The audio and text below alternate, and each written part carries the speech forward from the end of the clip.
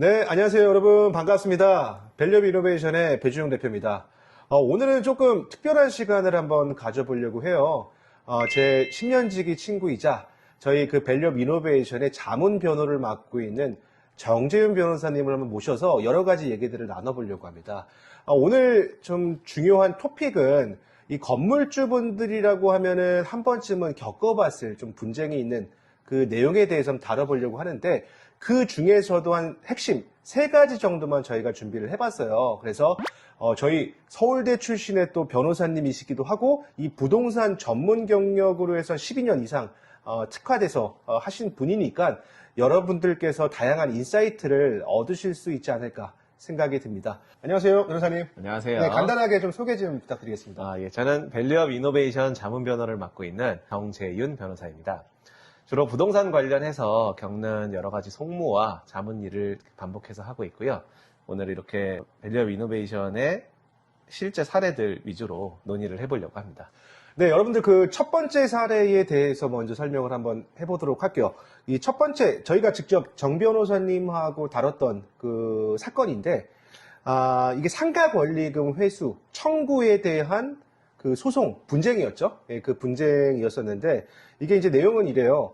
이 대한민국의 정말 최대 로펌이죠. 그 로펌에 변호사 사모님께서 의뢰를 주셨던 부분이에요. 그 다름이 아니라 보통 대형 로펌에서는 어떤 기업의 사건들을 위주로 다루다 보니까 이 개인의 분쟁까지는 좀 다루기가 어려운 상황이 있거든요. 그러다 보니까 저희를 통해서 이제 의뢰를 주셨는데, 구체적인 내용을 한번 보면은 이 사모님께서 갖고 계신 건물이 한 채 있었어요. 예, 용산구에 이제 건물이 있었는데, 그 건물 1층에 12년 동안 장어집으로 운영을 했던 임차인이 있었습니다. 근데 이제 그 임차인이 12년 동안 한 곳에서 또 운영도 했고, 또 건물도 1989년도에 지었었거든요. 이 건물도 너무 노후화됐었고, 그러다 보니까 리모델링이 필요한 상황이라고 정확하게 판단을 해서 이 사모님은 임차인분한테 이렇게 말씀을 드렸죠. 이거 이제 임대차 만기가 도래가 되면은 내가 리모델링을 해야 되니까 이제 그때 돼서는 재계약을 아쉽지만은 못할 것 같다. 그러니 그때 만기가 되면은 퇴거를 해주시면 좋겠다라고 이제 의사표시를 하셨어요. 그래서 이제 그때는 유야무야 해서 이제 넘어갔는데, 며칠 후에 이제 임차인분한테 연락이 온 거죠. 임차인분은 내가 만기가 되기 전에 내가 원하는 신규 임차인을 지금 유치를 했으니 이거 임대인분한테 승낙 요청을 하는 상황이었어요. 그래서 임대인분께 나 이 임차인을 구했으니 빨리 승인해줘라. 권리금은 한 5억 정도를 나는 받으려고 한다. 라고 이제 얘기를 했던 상황이에요. 근데 이 건물주분이자 의뢰인분은 이렇게 말씀을 하셨죠. 아니, 제가 그때 말씀드렸잖아요. 저희 이제 리모델링을 해야 된다라고, 아쉽지만 재계약 의사가 없다고 말씀을 분명히 드렸고, 그리고 저기 사장님께서 12년 동안 이렇게 장사를 하셨는데, 뭐 그동안 제가 임대료도 단 한 번도 올리지 않았었잖아요. 라고 하면서 뭐 약간의 다툼이 있었던 것 같아요. 그러면서 이제 서로 간에 이제 헤어졌고, 그 이후 며칠 후에 이제 내용증명서를 받았다라고 하더라고요. 그 내용증명서의 내용은 이 임차인이 임대인한테 보낸 내용을 제가 한번 설명을 해드리면은, 이 건물주가 임차인이 새로 신규 임차인을 받는 부분에 있어 갖고 방해를 했으니 이거는 손해배상 청구를 본인은 소송을 제기를 할 거고 합의를 해줘야 된다라는 부분들로 이렇게 그 내용 증명이 발송이 됐던 부분이에요. 그러다 보니 이 사모님께서는 이렇게 하지도 저렇게 하지도 못하는 부분이었고, 결론적으로 이 상가 권리금 회수에 대한 부분 때문에 이 분쟁이 발생된 거잖아요. 이 정재윤 변호사님께서 현재의 상황들을 어떻게 풀어나갔는지에 대한 부분들을 한번 들어보시죠.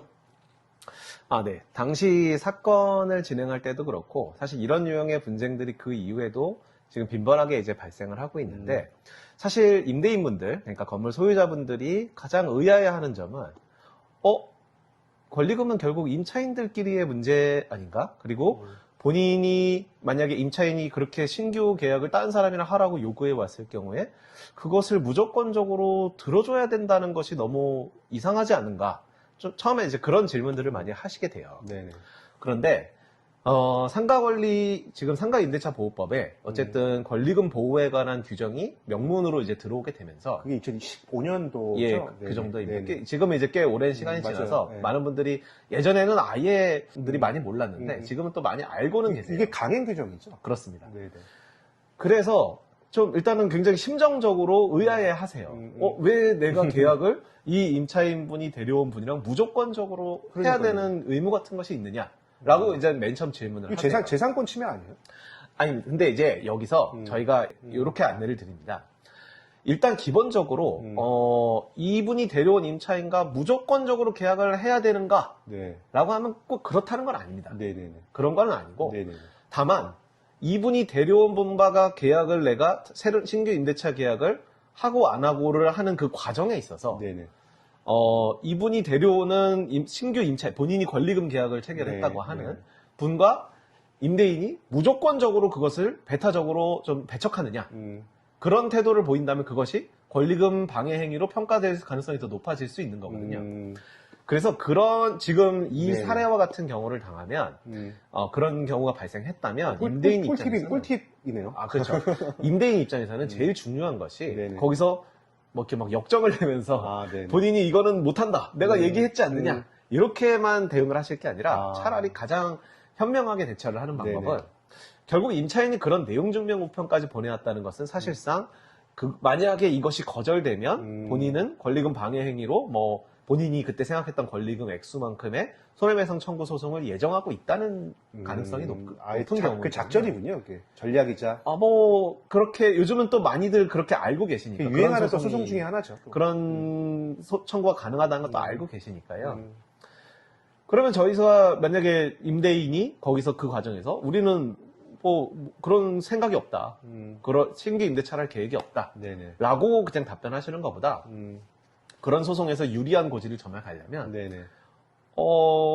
좀 예상치는 못했는데 어떤 사람이고 임대차 계약이라는 건 결국 계약이고 네네. 양 당사자의 협상 끝에 이제 계약서를 쓰는 거 아니겠습니까? 네네. 그럼 그 사람을 한번 어떤 사람인지 소개해달라. 예를 들어서 일단 만나야 된다. 먼저. 만나달라. 근데 또 그런 경우에 거기서 분쟁이 해결되는 경우도 많습니다. 왜냐면 임차인이 사실은 그런 당사자가 없는데 그 위장 임차인을 주선하려다가 그냥 권리금을 위해서 그런 요청을 하는 경우도 뭐 왕왕 있는 경우이기 때문에 네네. 실제로 만나서 협상을 해보겠다라고 일단 얘기를 네. 대응을 하시고 만나셔서 실제로 만약에 이제 새로운 진짜로 이제 뭐 양수받는 사람이 있더라 네네. 하면은 만나서 논의를 해보시는 겁니다. 그러니까 결코 많은 분들이 오해하시는 것이 이 임대차 조건 그대로 신규 계약을 해야 할 의무가 있느냐? 상가 임대차 보호법상 네네. 그건 아니라는 겁니다. 그러면 새로운 계약이라는 건 결국 임대료나 임대 보증금이나 네네. 다른 여러 가지 조건에서 서로 협의를 해볼 수 있는 거거든요. 그렇죠. 만약에 임대인이 그동안 기존 임차인대로의 계약 조건이 그동안 마음에 드는 계약이 아니었다면 뭐 예를 들어 임대료가 너무 낮았거나 보증금 비율이 너무 낮거나 또는 보증금 비율이 거꾸로 좀 월 임대료 부분이 너무 낮았거나 그럴 때 그런 조건을 새로 논의를 하는 거죠. 일단 첫 번째는 맹목적으로 거절을 하는 것이 아니라 네. 먼저 이제 임차인이 어떤 요청을 했을 때는 다 좋다. 일단은 당신의 얘기에 대한 부분들을 적극적으로 한번 고려를 해볼 테니 만남을 한번 주선을 해달라. 그렇죠. 라고 해서 새로운 이 신규 임차인하고의 만남을 통해 그렇죠. 이 임차인이 어떠한 업종으로 임차를 할 예정인지 또 권리금은 어느 정도를 지급하고 들어올 예정인지 그렇죠. 또 임대료는 어떻게 조정을 받는지에 대해서 구체적인 협의가 필요하다. 예. 만약에 또 임차 업종이 임대인이 생각한 업종이 아니라 뭐 냄새를 유발하는 업종이라던가 네. 또 사치성 재산으로 분류가 되는 업종일 수도 있잖아요. 그렇죠. 그러니까 많은 분들이 이제 이런 분쟁을 겪은 분들이 저희에게 상담을 찾아오실 때 제가 이런 안내를 드리면 네네. 이렇게 반응하시는 분들이 있어요. 변호사님 저희는 근데 계획이 다른 예를 들어 건물 리모델링이라든지 네. 아니면 뭐 아예 다른 업종의 임차인을 염두에 두고 있든지 해서 아니면 이제 본인이 직접 거기서 네. 업무를 하고 싶어 하시는 분들도 계시고 그래서 변호사님 저희는 그렇게 하다가 덜컥 협상이 돼버리면 어떡합니까? 뭐 저희는 아예 이거를 신규 임대차를 할 계획이 없다라는 걸 전제하고 분쟁에 임하고 싶습니다. 라고 답변하시는 분들도 있어요. 네네. 근데 그럼 제가 안내를 드립니다. 음. 그런 마음은 충분히 있으실 수 있는데, 그렇죠. 네. 기존 임차인을 대할 때, 우리는 이렇기 때문에 무조건 못한다. 이렇게 응대하시면, 어찌됐든 소송에서는 불리한 재료가 될 수 있고. 역공이 들어올 수 있다. 네네. 차라리 그런 조금 임대인 입장에서 차라리 그렇다면 새로운 협상을 할 때 많은 증거들을 남기시면서 뭐 임대료를 시세에 맞춰서 좀 더 올리시거나 아니면 이제 업종이 식당인 경우에 뭐 예를 들어서 뭐 좀 위반 건축물로 좀 확장을 해서 사용하는 거는 다 이제 정상화를 시켜야 된다. 라든지 네네. 아니면 뭐 건물에서 왜 간판을 어떻게 다느냐 가지고도 임대차 계약에 아예 명문화하는 경우도 있거든요. 네네네. 근데 우리 건물에 뭐 간판을 우리는 이렇게 하기는 좀 어렵다라든지 네네. 어떻게 보면 만약 하기 싫으시다면 그만큼 조금 깐깐하게 조건을 거시면서 협상 과정을 만들어 놓는 것이 뭐 그걸 뭐 위장으로 하라는 뜻은 아니고요. 네네. 그런 실제 논의를 했느냐 안 했느냐 여부가 나중에 권리금 방해행위 손해배상 청구에서 굉장히 중요한 증거가 유리한 증거가 될 수 있기 그러니까 때문입니다. 새로운 신규 임차인하고의 미팅 자리에서도 구체적으로 이제 어떤 협의 과정들이 그렇죠. 필요한 그런 부분이다. 과정을 우리가 거쳤다가 결렬된 것이랑 우리는 그럴 생각이 없다 라고 그냥 단박에 거절해버리는 경우랑 그 권리금 방해행위 이게 실제 방해행위에 해당되는지를 평가함에 있어서 좀 큰 차이를 둔다는 것이죠. 맹목적으로 그냥 아무런 얘기도 들어볼 필요 없이 우리는 못하겠다, 안 하겠다라고 거절을 하시면 사실상 소송에서 좀 임대인 입장에서 보면 불리한 상황이 로 흘러갈 수 있다는 것이죠. 네, 알겠습니다. 여러분들 잘 들으셨죠? 저희 그 첫 번째 사연에 대한 이 권리금 회수 청구를 방해했다라는 케이스를 한번 들어봤고요. 지금부터는 저희가 이제 두 번째 스토리에 대해서 한번 다뤄보도록 하겠습니다.